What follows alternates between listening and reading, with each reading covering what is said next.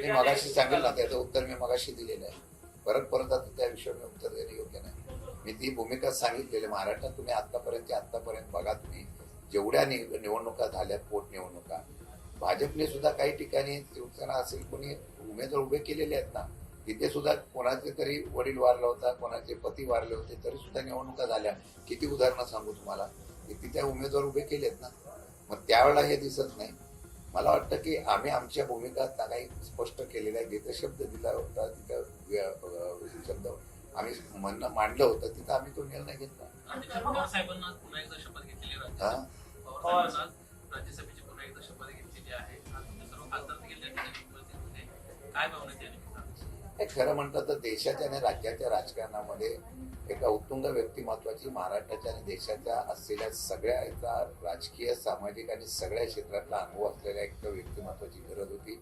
आणि महाविकास आघाडीच्या आमच्या सगळ्या नेत्यांनी, सगळ्या पक्षप्रमुखांनी हा निर्णय घेतला. आणि एका नेत्याला 60 वर्ष सलग या ठिकाणी राजकारणामध्ये, समाजकारणामध्ये काम करत असताना परत एकदा बिनविरोध करण्याचा निर्णय झाला. त्याबद्दल ज्यांनी सहकार्य केलं त्याचा मी आभार व्यक्त करतो. पण त्यांच्या असलेल्या राज्यसभेचा अनुभव आणि त्यांच्या असलेल्या राज्यसभेची उपस्थिती महाराष्ट्राच्या, देशाच्या राजकारणात ही बळ देणारी तर ठरेलच, पण महाराष्ट्राच्या हितासाठी सुद्धा निर्णय घेणारी योग्य ठरेल असं मला वाटतं. त्यामुळे मी त्यांच्या आजच्या शपथविधीतून मी एकच सांगेल, आमच्या आमच्या असलेल्या मित्र पक्ष आणि सगळ्यांना एक स्फूर्ती आणि शक्ती मिळेल. त्याच्याच बरोबर त्या ठिकाणी विरोधकांच्या संदर्भातली भूमिका घेणार आहे एक मार्गदर्शक अशा प्रकारचं नेतृत्व आज आपल्याला परत एकदा या असलेल्या राज्यसभेमध्ये पाहायला मिळेल. सर, एक प्रश्न असा आहे की फडणवीसांनी केरळमधला एक फोन फिरवला आणि त्यानंतर संपूर्ण राहुरी पोटनिवडणुकीसाठीचं गणित जे आहे ते संपूर्ण फिरलेलं पाहायला मिळते. त्यामुळे तनपुरेंनी देखील माघार घेतलेली पाहायला मिळते. कोणी फोन फिरवला? केरळमधला देवेंद्र फडणवीसांनी. देवेंद्र फडणवीस तर त्यांच्या पक्षाचं ते काम करतात ना, ते नुसते राहुरी पुरते मर्यादित राहिले नाही. ते पंचायत समितीमध्ये, जिल्हा परिषद सगळीकडे ते फोन फिरवतात. ते बऱ्याच लोकांना वेगवेगळे आश्वासन देतात. त्या आश्वासनाची यादी कशी पूर्ण करतील ही यादी फार मोठी आहे. त्यामुळे मला वाटतं की ते सगळ्यांना निवडणुकीला फोन करत असतात. बऱ्याच ठिकाणी त्यांच्या फोनचा उपयोग पण होतो असं आम्ही पाहतोय. मला वाटतं की राजकारण लोकशाहीने उभावं, लोकशाहीच्या माध्यमातून निवडणूक झाली पाहिजे. लोकांना मतदान आणि लोकशाही जो कोण निवडायचा आहे तो कुठली संधी द्यायला पाहिजे. कारण काय असतं, राज्याचे प्रमुख म्हणून असतं, पक्ष म्हणून नाही बोलायचं. पक्ष म्हणून जेव्हा ते बोलतील तेव्हा मला वेगळा इफेक्ट येते. पण राज्याचे मुख्यमंत्री किंवा एखादा प्रमुख नेता जेव्हा बोलतो तर आपोआप समोरच्याला वाटतं की त्यावेळेला बदल होतो का काय, अशी सध्या चर्चा आहे. महाराष्ट्रात असे बरेच फोन त्यांचे गेलेले आहेत. तर आपण मागचा सगळा आढावा घेतला, कोणाकोणाला त्यांचा फोन गेला, कोण थांबले, कोण प्रवेश करते झाले, ही यादी फार मोठी निघेल. अंजली दमानिया यांनी तुम्हाला बोलवलेलं होतं, म्हणजे निमंत्रण दिलं होतं चहाचं, की त्यांच्याकडे सीडीआर कसा आला हे ते तुम्हाला दाखवणार होत्या, पण तुम्ही गेला नाही आणि इतरांना ज्यांना दिलं होतं तेही गेले नाही. त्यांनी आज आणखी एक नवीन आरोप केलेला आहे किंवा त्या सीडीआर मध्ये ते दिसून आलेले आहे. 129 मेसेज 1 जानेवारी महिन्यामध्ये समता सहकारी जी पतसंस्था आहे तिला आलेले आहेत. आणि विशेषतः ज्या दिवशी दादा गेले त्या दिवशी सुद्धा, त्याच्या आदल्या दिवशी सुद्धा मोठ्या प्रमाणावर त्यांच्या बँक अकाउंटमध्ये पैसे क्रेडिट किंवा डेबिट झाल्याचं दिसून येत आहे. या आरोपाकडे तुम्ही कसं पाहता? आणि त्यांचं असं म्हणणं आहे की विरोधक तुम्ही सुद्धा की जो मुद्दा आहे खरा त्याच्यावर कॉन्सन्ट्रेट करण्याऐवजी अंजली दमानियाकडे सीडीआर कुठून आला याच्यावर का कॉन्सन्ट्रेट करा? हा मुद्दा आम्ही नाही कॉन्सन्ट्रेट करत. पत्रकाराने विचारला म्हणून मी त्याला उत्तर दिलं होतं. मी एवढंच सांगितलं होतं की आता मुद्दा निघाला, पण अंजली दमानिया जे आहे ते काही का होईना एक सामाजिक कार्य करताना, काम करत असताना महाराष्ट्रातल्या काही विषयासंदर्भातून आवाज उठवत असतात. निदान विरोधकांचा आवाज जर सरकार ऐकत नसेल तर त्यांचा तरी आवाज त्यांना ऐकावा अशी आमची अपेक्षा आहे.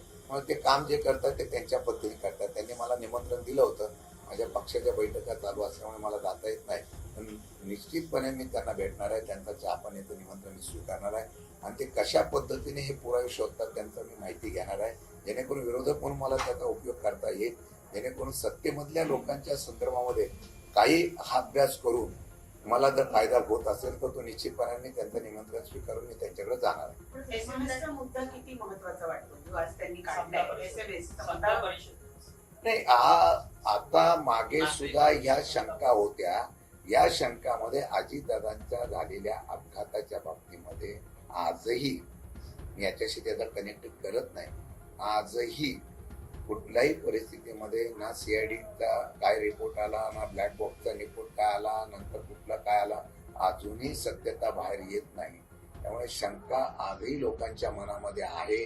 अनेक अपघात या देशामध्ये झाले, अनेक उत्तुंग नेतृत्व केलं, त्या नेतृत्वाच्या बाबतीमध्ये सुद्धा अशा प्रकारच्या शंका कुशंका आल्या होत्या. त्याची उत्तरं आज शोधतोय. आज अजितदादासारखा एक नेता, बाकी कोणी पक्षाने बोलो न बोलो, परंतु आमच्या पक्षाने, या महाराष्ट्रातल्या जनतेने, रोहित पवार असतील अनेक लोकांनी सातत्याने मागणी केली होती, आम्ही विधिमंडळात मागणी केली होती की याचं क्लेरिफिकेशन झालं पाहिजे. आता जाऊन 2-2.5 महिने झाले तरी एकदाही सीआयडीचा सुद्धा, नाही तर बाकीच्या वेळा काय रिपोर्ट आला लगेच त्याचं स्पष्टीकरण दिलं जातं, लगेच खुलासा, मग एवढी चौकशी चालली आहे, रोज ना रोज अपडेट घेऊन प्रेस घेतली जाते सीआयडी वगैरे यांची. आजही यांच्या बाबतीमध्ये सीआयडी कुठल्याही प्रकारचा खुलासा का करत नाही. म्हणून या अनेक शंकाला जर कुठं थांबवायचं असेल तर त्याच्या बाबतीमधली सत्यता बाहेर येणं गरजेचं आहे. आणि ती येत नाही, हे खरं म्हटलं तर दुर्दैव आहे. हाच मुद्दा खरं तर बारामतीच्या पोटनिवडणुकीमध्ये जे काँग्रेसचे उमेदवार आहेत आकाश उदय यांनी देखील हाच मुद्दा उपस्थित केला. त्यांनी देखील एक अट टाकली की मी निवडणुकीतून माघार घेईन, पण मात्र अजित पवारांच्या विमान अपघाताच्या संदर्भात एक FIR जो आहे तो क्रिमिनल अँगलने लॉन्च झाला पाहिजे आणि त्याची पुढे निष्पक्षपणे तपासणी झाली पाहिजे, अशा पद्धतीची अटी-शर्ती त्यांनी घातल्या. तर ही जर मागणी माझी पूर्ण झाली तर मी मात्र बारामतीच्या पोटनिवडणुकीतून माघार घेईन. नाही, त्यांनी ती मागणी केलेली आहे असं मला कळलं. आता खरं म्हणतं ती बिनविरोध व्हावी अशा प्रकारची मानसिकता मुख्यमंत्र्यांनी सुद्धा बोललेले होते. मुख्यमंत्री आता गृहमंत्री पण आहेत. त्यांनी ती अट मान्य केली असेल तर ही निवडणूक बिनविरोध होईल. त्यांनी त्याचा विचार करायचा, काय करायचा हा त्यांचा शेवटी. मित्र पक्षाला बिनविरोध करण्यासाठी मुख्यमंत्री धावले, अशा प्रकारचा महाराष्ट्रामध्ये संधी द्यायचा असेल तर त्यांनी ही अट मान्य करायला